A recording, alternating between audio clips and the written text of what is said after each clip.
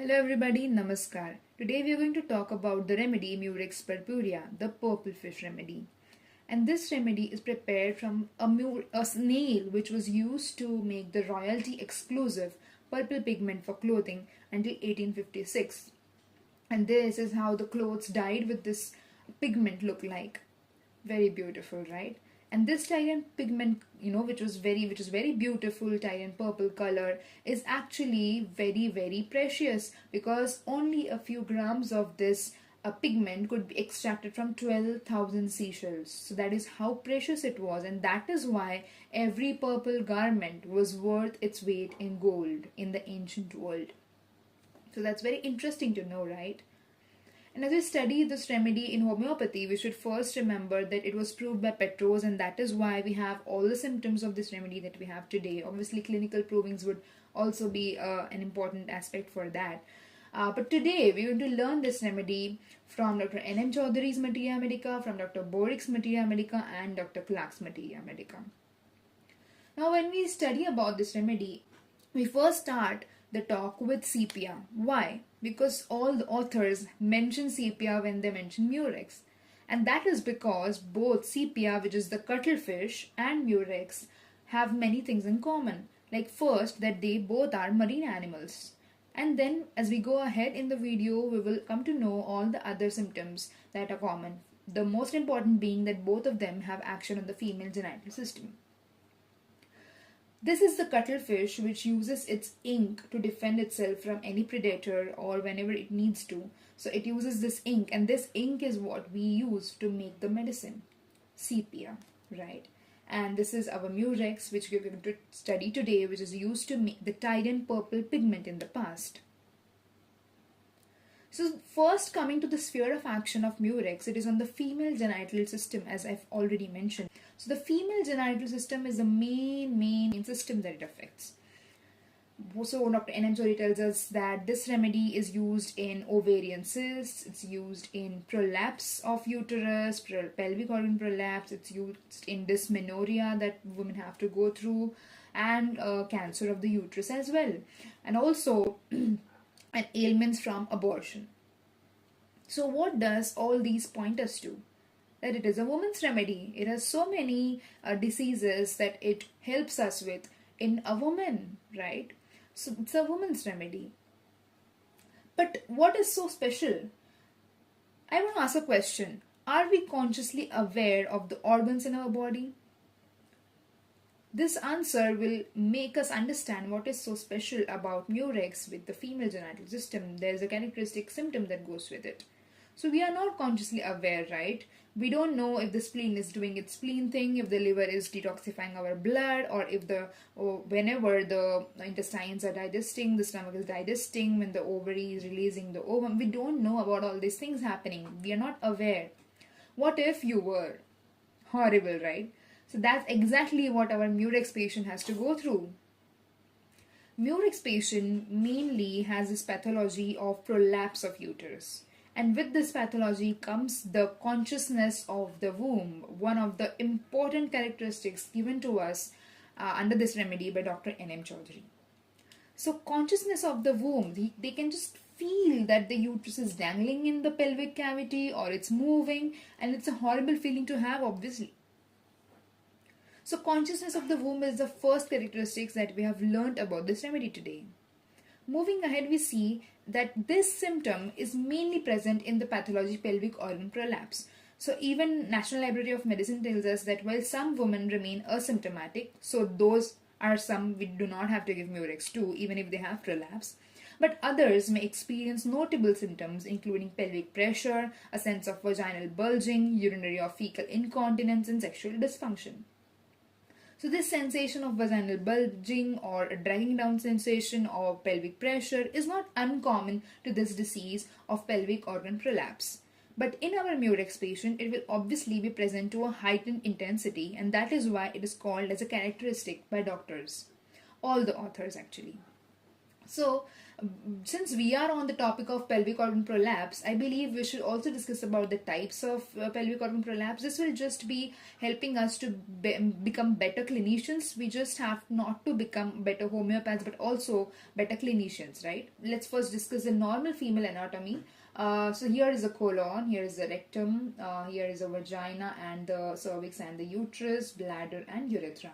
Now, in prolapse, we see various types of prolapse. If the anterior vaginal wall gets prolapsed and the bladder then occupies the space, it is called as anterior vaginal wall prolapse or even cystocele, because the bladder is then, getting into that space. In urethrocele, we find that the vaginal wall, which is just in front of the urethra, gets prolapsed, and because of that, then urethra will occupy that space. Then it is called as urethrocele. In posterior vaginal wall prolapse, we see again this happening because the posterior vaginal wall has got, just dragged down, displaced. And enterocele can also be there when the intestine occupy the space. Uterine prolapse happens when the whole uterus just, falls down into the through the pelvic cavity. And this is vaginal wall prolapse, which happens when you have done hysterectomy and there is no uterus anymore, but the vagina is getting prolapsed. So that is called as vaginal wall prolapse. Okay. So now we also know a little bit about pelvic organ prolapse or uterine prolapse. Okay. So moving ahead, we see the same symptom of consciousness of womb also in the remedy Helonias, which is actually a plant remedy. And Murex is a marine animal. So it's very interesting how they both can have the same symptom. And this points, this point also tells us that when a patient comes to you with this pathology, you should also think of Helonias along with Murex. Now, this is what our, Materia Medica tells us. The patient is constantly aware of a heavy substance dangling about in the pelvic cavity. It is more a sensation of bearing down than anything else. It feels as if the internal organs were being pushed out. See, Dr. Boericke tells us is they can feel a pulsation in the neck of the womb. So it must be really a suffering for that lady to be able to consciously feel the uterus all the time. Then we see this is a pelvic organ prolapse, a very beautiful picture, a very beautiful drawing painting actually. And this is just put here because we have to also remember that this remedy is very important remedy for this pathology, and that is why all authors have actually mentioned the totality of symptoms that accompanies this pathology, which we are going to study further. But let's just focus on one symptom right now, which is a feeling as if something were pressing on a sore spot in the pelvis. This is analogous to a general sensitiveness to touch. This is very, very important. A general sensitiveness to touch. Okay, so the least contact with the parts causes violent sexual excitement. The cervix is sensitive to the examining finger, and the slightest touch causes bleeding or exfoliation on the cervix. So you see how the slightest touch is aggravating everything in this remedy. Yeah. So that extreme sensitiveness to touch is very important to remember, and that shows us how this remedy has an action on nerves. The nerves are so raw, so sensitive in this remedy that even a little touch will affect the remedy, aggravate the state. And this brings us to the second or the first important characteristic which Dr. N M Choudhuri mentions in its Materia Medica, which is violent excitement in the sexual organs. Although we are studying this as a second point. First one was, I hope you remember, it was consciousness of the womb. And the second is violent excitement in the sexual organs. Okay, so she is afflicted with almost a frantic, a mad desire for sexual gratification. The desire is so violent that it outweighs all reasons and sense of propriety, decency, and this venereal desire is excited by the slightest touch. So everything in this remedy is excited by the slightest touch. So is this desire. And so it is a frantic, mad desire. This is what we need to remember. This is a characteristic symptom that Dr. N M Choudhuri gives us, right? Desire easily excited, nymphomania, least contact of parts cause violent sexual excitement. Again, Dr. Boericke also tells us the same thing. Dr. Clarke also tells us the same thing, that it is a maniacal kind of desire. But there is a paradox to this excitement. The sexual drive is very violent. The nerves are all agitated, very violent. But there is physical avoidance because there is excessive pain in the ovarian cyst. So there is fear of intercourse because of this pain. But at the same time, they have violent excitement. So that is the paradox, right? Then we come to the next important characteristic and the last important characteristic given to us by Dr. N M Choudhuri, which is the all gone sensation in the stomach, the sinking feeling in the stomach. And does this remind you of another important remedy that has the same? Let's see, it's coming up. So this remedy has an awful hunger and emptiness even after a meal. Okay? So we have covered the 3 important characteristics by Dr. N M Choudhuri, and what were they? The first one was consciousness of the womb. The second one was violent sexual excitement, and the third one was sinking organ sensation in the stomach. Now coming back to the prolapse. So as I've told you, all the authors have given a specific totality of symptoms which are there with prolapse in this remedy. So let's cover them now. Murex is an admirable remedy for prolapsus uterus when the displacement is associated with sore pain in the uterus. So sore pain of the uterus. This is something that we need to remember. The first thing that will accompany with any pelvic pathology probably, not just prolapse, but sore pain of the uterus. Another peculiar symptom is a feeling as if something were pressing on a sore spot in the pelvis. This is analogous to a general sensitiveness to touch. So this is Dr. Clarke telling us. Again, the same thing, that there is soreness. So the first thing is sore pain in the uterus. Now, the pain extends upwards from the right side of the uterus and crossing the body goes to the left mammae. So there is diagonal pain. That is what Dr. N M Choudhuri tells us. And the pains are frequently diagonal and shoot from ovary to opposite breast. So it's just not, right side of the uterus to the left mammae probably, because Clarke mentions that is what Dr. N M Choudhuri's experience must have been. But Dr. Clarke mentions that there are diagonal pains shooting from ovary to opposite breast. So this is the diagonal path that they cover from the uterus to the breast. So about pain now, we know 2 important symptoms. There is sore pain in the uterus and there is diagonal pains from the uterus to the mammae. This is what we need to remember. So if the uterus is bulging out, then what would make you feel better logically? Would walking make you feel better or would lying down make you feel better? I think all of you must be saying that lying down must be, making you feel better because it's prolapse and you will probably like to lie down. But this remedy has aggravation by lying in bed or lying down and has amelioration by sitting up or walking about. Sitting up is still fine, but walking about makes her feel better while lying aggravates. This is quite characteristic and that's why it's important to us. They must keep legs tightly crossed to prevent protrusion. Now the aggravation from lying down, which necessitates sitting up and walking about, tires her out completely.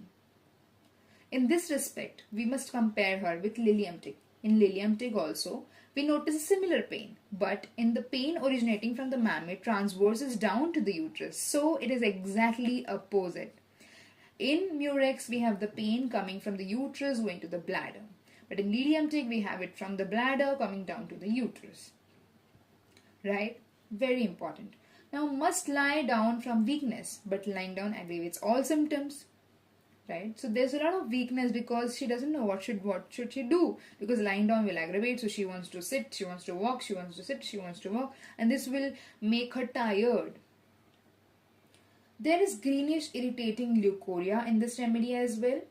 And an important symptom that is there with leukorrhea and the mind will be coming up too. The leukorrhea discharge referred to just now has one peculiarity. It generally comes on in the daytime and disappears at the night. So it is in the day that the discharge is present, but there is no discharge at night. Now coming to mind and to leukorrhea symptom as well.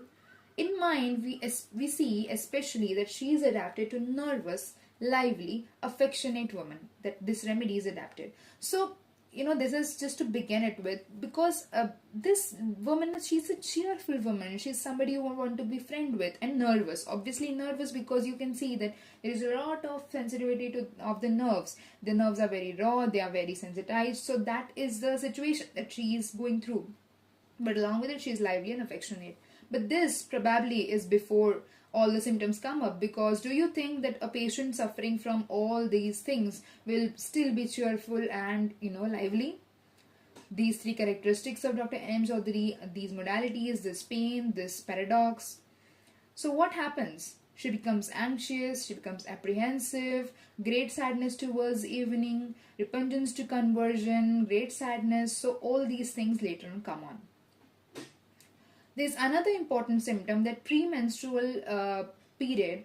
In the premenstrual period, she is very sad, deep sadness at the approach of menses.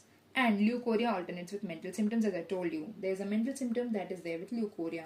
It's very characteristic. She is happier when there is leukorrhea and vice versa. So with discharge, with leukorrheal discharge, she feels happy. But as soon as the leukorrheal discharge stops, she will feel sad, anxious, etc. It's a very interesting and important symptom. Now coming back to CPI and Murex, as we have in the beginning we have discussed that we need to discuss the differentiating and the similar points between these remedies. So CPI, the cardiologist, and Murex, both of them have this all gone sensation in stomach. So now you remember the remedy that is all gone sensation in the stomach with Murex, it is CPI, and action on female reproductive organs as well. So what is different? Difference lies in the flow. CPR usually has scanty flow, while Murex has profuse flow, passes large clots and coagula. That is the similarity. These are the similarities and these are the differences that we need to remember. There is excessive secretion of urine and frequent necessity to rise at night to urinate. And this nightly polyuria with the hungry craving of Murex and other symptoms has led to its successful use in diabetes. So until now we were discussing all women symptoms, but here comes another important pathology or another important disease, metabolic disease that this remedy covers, which is diabetes. So that's about it. Thank you so much for being there for this session, and I hope you loved it too. And this was a digital presentation done for the first time on this channel. So I would like to have some feedback from you and know how you liked it. And yeah, that's about it. I hope you read this remedy from various Materia Medicas and you'll love it.